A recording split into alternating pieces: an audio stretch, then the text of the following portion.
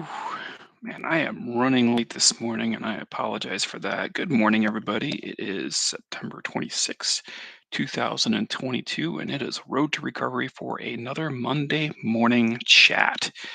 And man, I wish I had a better excuse for you today, but just shit was catching up with me. So I've run into the computer to get this thing on today. It's like, I hate being late. I absolutely hate being late. Let's see if we got anyone on.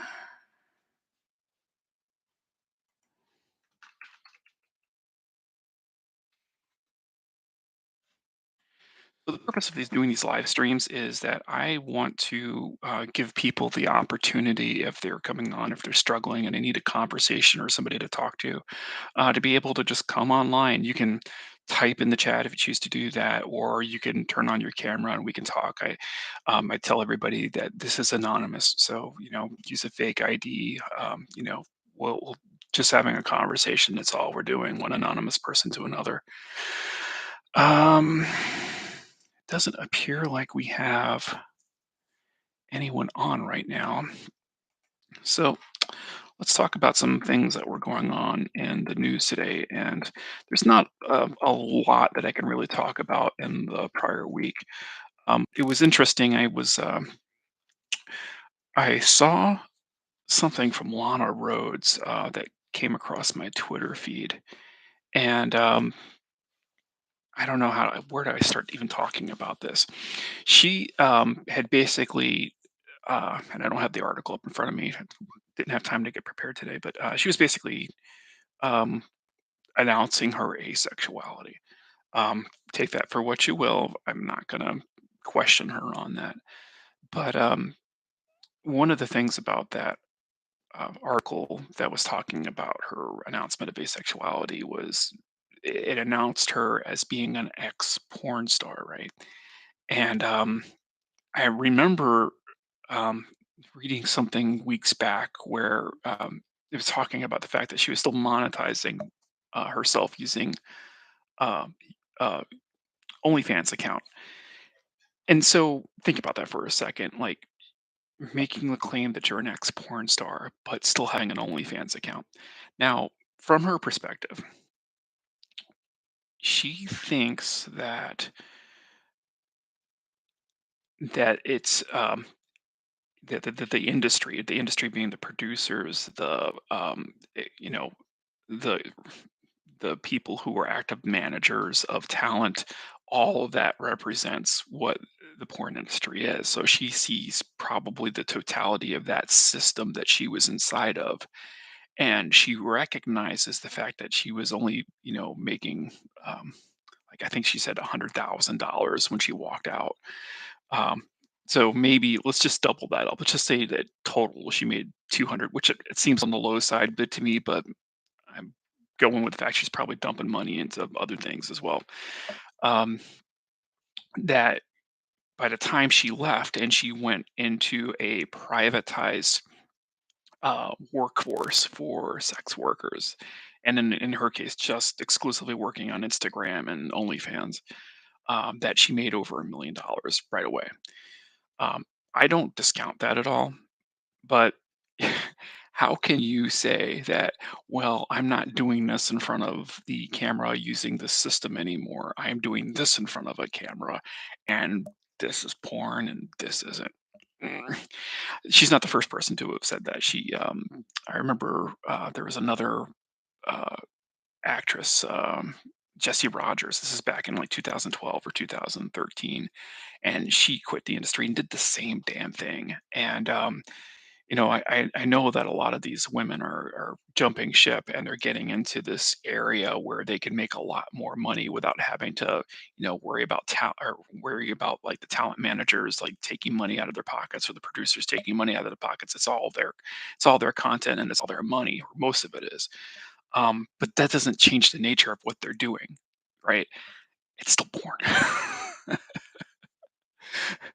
And I think the lesson from all of that, it's not that I'm trying to remove their critique from it. It's just this arbitrary claim that somehow, and I see this in a lot of people who are online, that somehow what they're doing right now on the Instagram space or the any of the other um, services that are out there.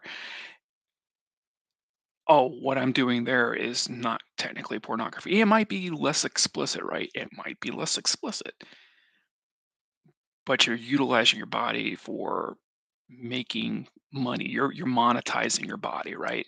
This is the nature of what pornographic content is really all about. And I've personally, you can go back and look at my videos. I say from the addict's perspective that you know, pornography is really what you make of it. I mean, the second you start to take the content and you really start to consume it, and it starts to become an obsessive quality for you, you've made it porn, whatever that thing is. I mean, it could just be like looking out daisies. I don't know. Um, but when it becomes an obsessive part of your life, it starts to fill that cycle instead of the addictive cycle. you know, you've made porn of it. And so I don't think that there should be a question in definition. And I think a lot of the talents that are out there, they keep on trying to reframe what that definition actually is. And I'm hoping that all of my listeners understand and really process the fact that you can't allow a sex worker to define what porn is to you. You have to make that definition yourself. Don't go looking for third parties to do it because it's not going to be helpful. Like only you can really get to the bottom of what's going on. Anyway, I think I've talked about that long enough. What else is going on in the news? I think we talked about Doc Rivers' situation. That was pretty interesting. Um, so Doc Rivers was the coach of the um, Philadelphia 76ers, or is the coach of this Philadelphia 76ers. And he was apparently liking on Twitter lots of pornographic content and got busted. And that was, I feel bad for Doc because I know that the first reaction probably was denial, which came out. And listen, he could have rightfully been hacked. I doubt it, but he could have rightfully been hacked. The fact that this happened over a period of time and it was only through likes and in no other way was the account tampered. They didn't repost anything or do anything else. It was exclusively likes. It kind of raises some red flags in my mind. But yeah, Doc, you're welcome to this channel. If we welcome you with open arms. And I probably shouldn't crack on it because it is a pretty heavy subject. It sucks getting caught anyway and having to deal with consequences of things. Um, what else is happening on the news? Oh, yeah. Let's go out and take a look here. You know what? It's probably a faster way of doing this. Haven't seen anybody come into the chat channel yet. I announced it yesterday, but probably should go back into my Twitter account and repost again.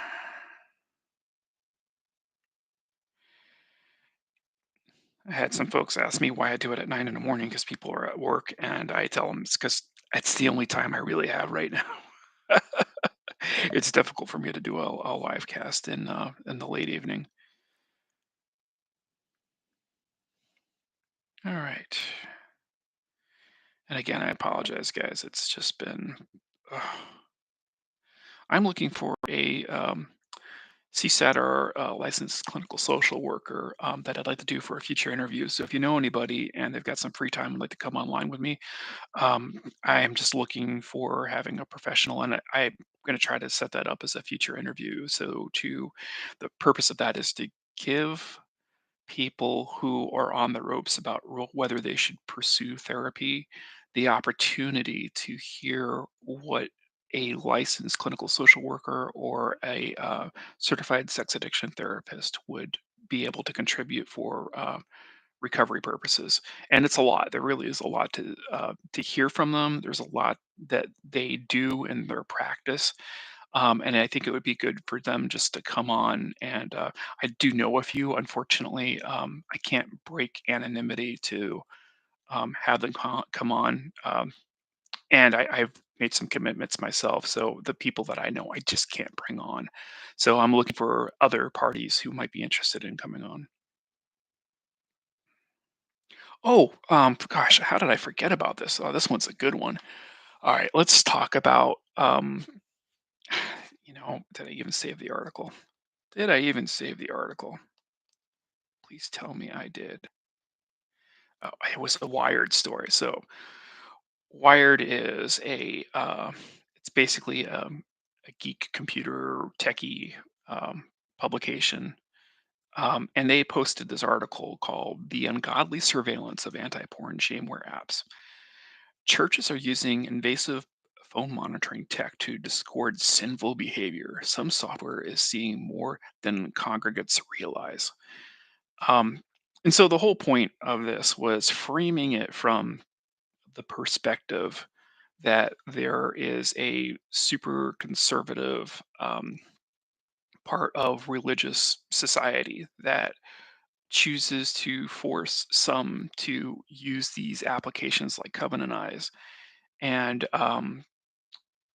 uses it to basically shame them, as the title states, and to living good Christian values, right? If I was going to summarize that, that would be the whole summary of this entire article. And normally, I probably would have just gone past this crap and said whatever, but I do have a problem with um, these monitoring software, and it's not just this one; it's just the concept of using monitoring software. But the problem I had with this article is that they framed it from a very unique standpoint of somebody inside of their church organization getting this and then using that software to shame them if they step out of line. And it seems to me like this entire article lost sight of the intent and purpose of why somebody purchases that software in the first place, which has nothing to do with shaming them. Man, I worked in so many situations where somebody asked me to sponsor them, and they told me that they were using the software and asked me to do it. And I would say, hey, you know what? It's up to you if you choose to do it. I don't participate in using that software, and here's the reason why. And I'll tell you that in a second. But there's a lot of people who are out there who, by no pressure of a third party like a church or some sort of religious person, influencing them to use the software. There's a lot of people who don't go that route, that aren't having their arms twisted to do it. They just do it. Like they do it because they're afraid of not having somebody overlook them, of being able to monitor what their actions are doing because they don't trust themselves, right? That's just saying that in and of itself gives you the motivation for why somebody picks the software, right? Um, and that's the very reason I have issues with using the software. And it gets back to this: when you get into a recovery program, the purpose of getting into the initial stages of recovery is to get a person comfortable that's been isolated, alone, doing their own damn thing, is to get them comfortable with the act of being able to open up to another party and to be able to speak honestly about what's going on inside of their mind. And that honesty could be, hey, you know what, I'm having a lot of difficulty, um, because this triggers me, or because I was in this situation, or you know getting open and honest with those little things, because in those little things is a moment of weakness. You recognize within yourself that you don't have the capacity to control your behavior. And so in that tiny little space in a recovery program, that's your opportunity to reach out to somebody. It's your opportunity to reach out and ask for help. What do these applications do? They act as the facilitator of the communication of you acting out and reporting to a person who has the potential to help you out, right? So first off, let's just describe the problem, that if you've already acted out, it's too late, right? You've already acted out, it's too late. So you've just reported to somebody else, and the monitoring program did its thing, right? So that's the first problem. The second problem is that the threat of being caught, in other words, the shame that this article talks about, the shame that could happen as a result is supposed to be the incentive to not do the action in the first place. Um, both of those both of those things are extremely problematic, and they don't facilitate, in my opinion, good recovery effort. Good recovery effort is you understand the predicament that you are in. You, through your recovery and through therapy and all the other things that you participate in, start recognizing the signals of craving, desire, feeling weak, emotional vulnerability. The second you start recognizing that, and you know you're in a dangerous spot, that you, of your own accord, without anybody influencing you, go talk to somebody. That's the purpose of a sponsor. That's the purpose of a recovery network. That's using network to help you get out of the problem or the situation that you're in, or get through it, I should say. Um, and you do start doing that over time. You start doing that over time. You start developing the muscle memory that this was not a bad thing. I did a good thing, right? I got out of that situation, and I, of my own accord and effort, have the power to be able to get through hard situations. And that's it. That is the sole purpose of going through those iterations, is to give you the empowerment, and why I've created this channel is to give you the empowerment to be able to go and talk to somebody and to feel that you have control. If you start installing third-party apps on your phone and you start leaning on those things, you've now put a crutch in the system, and this crutch is supposed to be, is supposed to be the thing that keeps you away from the addiction. What happens when that crutch goes away? Because eventually the crutch will go away. There won't be an application there anymore, regardless of whether you switch phones or you're on somebody else's computer. What happens when that crutch goes away?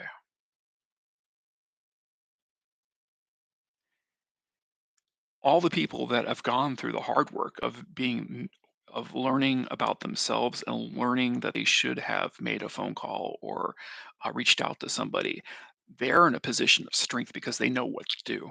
They know what they have to do in order to get through the situation. But the person who's been relying on that crutch, once that crutch goes away, they're falling on their face. I've always said that I believe that these monitoring software companies are the wrong way. I don't, if you choose to go about it and you choose to use them, you know, go for it. I am happy for you. But me personally, and every single sponsee, I've told them you're wasting your money. You really are. You can purchase the software you choose. I'm not going to stop you. You're your own person. But if you want to do this right, man, you learn how to work within the system, and you learn to do the things you should be doing, because that application, it's doing things for you that you should be doing in your own right. All right.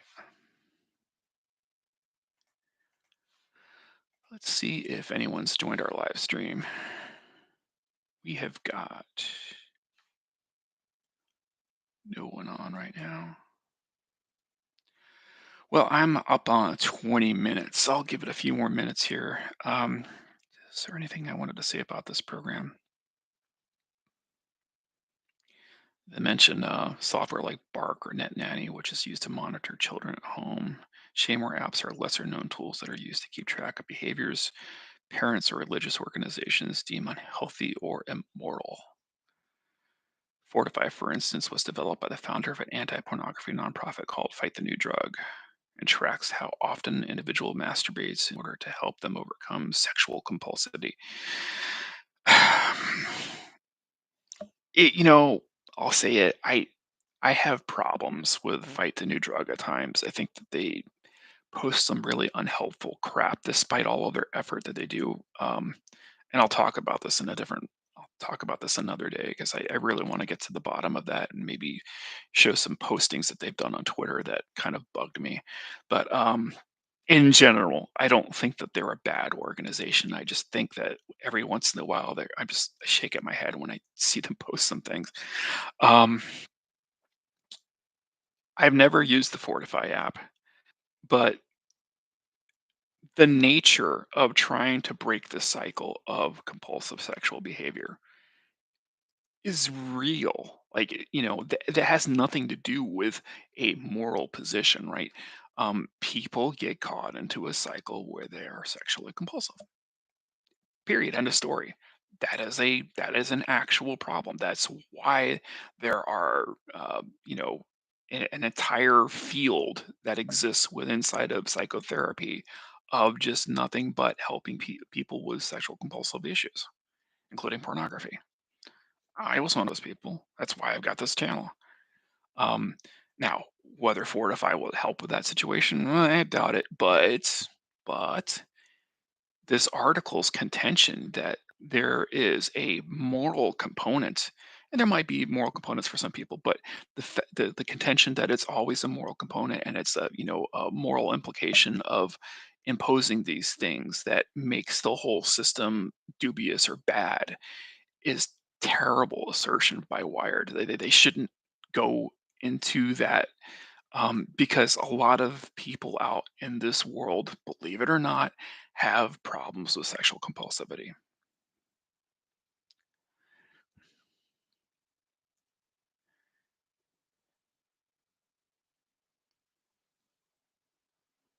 Yeah, this is the other clown. I mean, our Wired does bring up a good point on this. Let me read this part. The system is allegedly capable of distinguishing between pornographic and non-pornographic images. Now, what did I just talk about earlier today? When we're talking about the concept of, a sex worker, Lana Rhodes, making an Instagram, for example, and posting content out there where she's monetizing her body and not calling it pornography, right? That's this part of the article I do agree with because it's kind of clownish to assume that, you know, any one person can make for everyone a clear definition of what pornography is. You've had judges, on the Supreme Court talking about this very problem. Um, you're not going to be able to do it. There's not going to be ever going to be a very clear, hard definition about what is considered pornographic versus erotic. Maybe it's all the same thing. I don't know. I've always flipped that to say what makes you compulsive. Because if you can define what makes you compulsive, then all of a sudden you've defined it.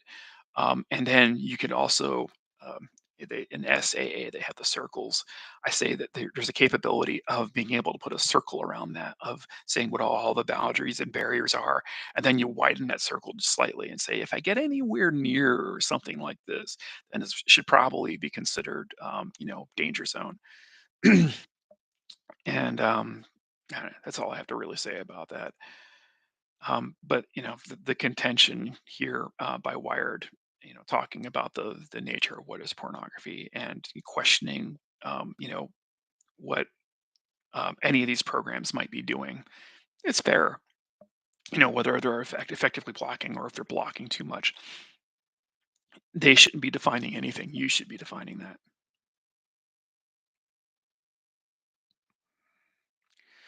All right, we are at 23 minutes. I'm going to run it up to 25, give people an opportunity to chime on in. As a matter of fact, let me go out to Twitter right now.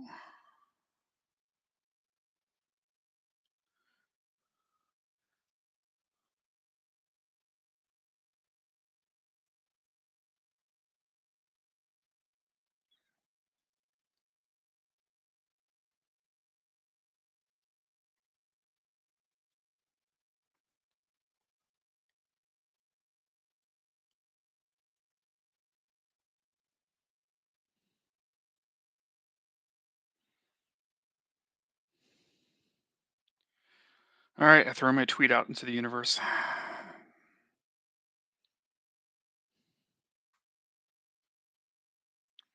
Let's give them a link just in case they want to join in. And one of these days, I'll expand all my social media. got some good news on a personal note. I might be having all my legal issues cleared up soon. So I'm knocking on wood right now, but me and another person that I'm close with are going through the same sort of legal gyrations right now. Might be able to clean up our situations finally. So I will keep you guys posted on that. I'm just going to keep the anybody who's on stream right now. You can just go ahead and drop off. I'm just going to stay online in case anybody wants to chat. I'll give them a few more minutes.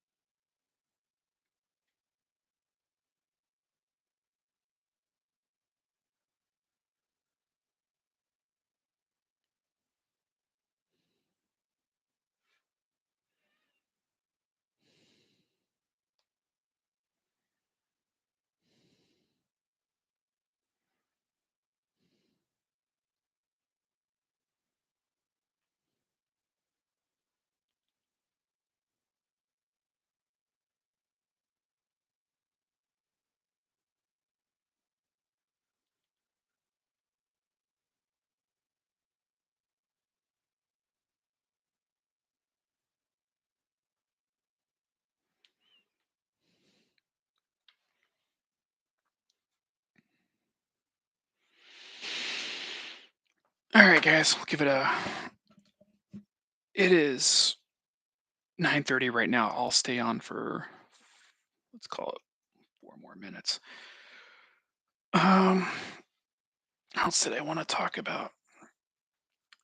One of these days, I've got a few videos lined up that I've got some content. I've literally got all the topics laid out here. I just gotta sit down and force myself to get into like a 1 hour time frame where I could sit down and rip another video and make this. These lives are a lot more convenient. I can get on, talk about whatever's crossing in my mind, and not have it be such a because every time you do a video, you got to do the edits and something that should take maybe 30 minutes usually ends up running me about 3 hours. No joke on these videos.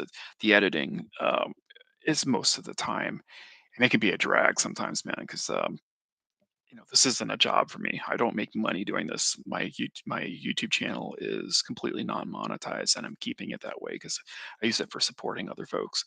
Um, so it's I do all this for free, and it's sometimes when you've got a lot of other shit going on in your life, you don't want to burn through the time and effort it takes um, to actually edit a video because it's labor intensive.